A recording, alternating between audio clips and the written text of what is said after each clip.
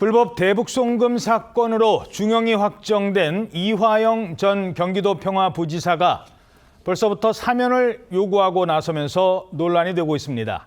대법원 확정 판결 나온 지 일주일 만입니다. 한 말씀만 부탁드릴게요. 뭐인지 잘 설명할게요.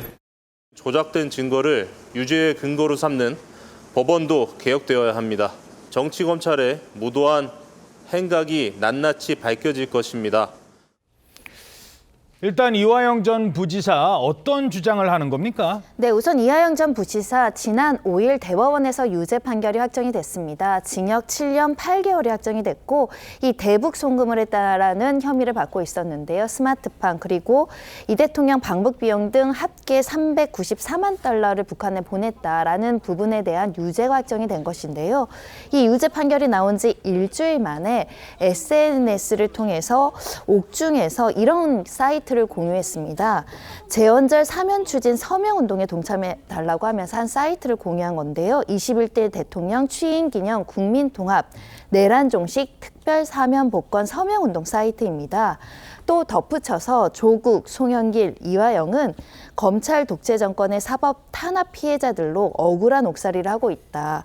사면을 희망한다. 이런 뜻을 밝힌 겁니다. 자, 조국, 송영길, 이화영은 억울한 옥살이를 하고 있다.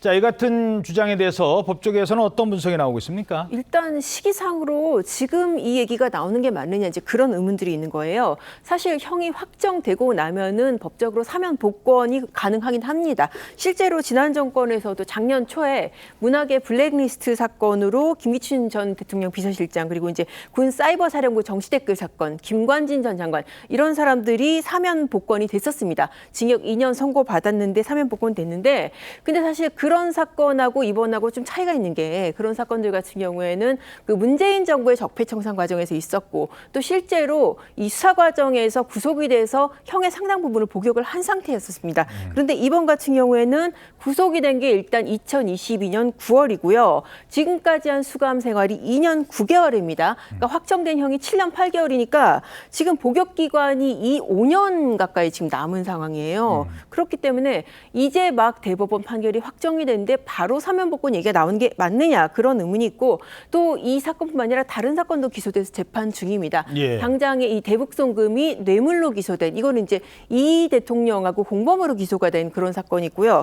또 연어 술파치라거나 이런 주장에 대해서 이게 법정에 그러니까 지금 국회에서 위증한 혐의로 기소된 사건이 또 있기도 합니다. 예. 이 전 부지사의 사면 요구에 대해서 여야 입장은 엇갈리고 있습니다.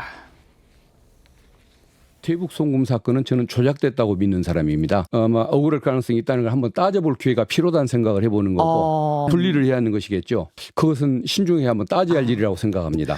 벌써 사면 얘기를 한다는 거는 이 스스로들이 자기들이 저질렀던 일들에 대해서 아직 반성한 부분이 아니라고 보고 우리 당 일각에서 얘기하는 것처럼 청구서가 될 수밖에 없는 거죠.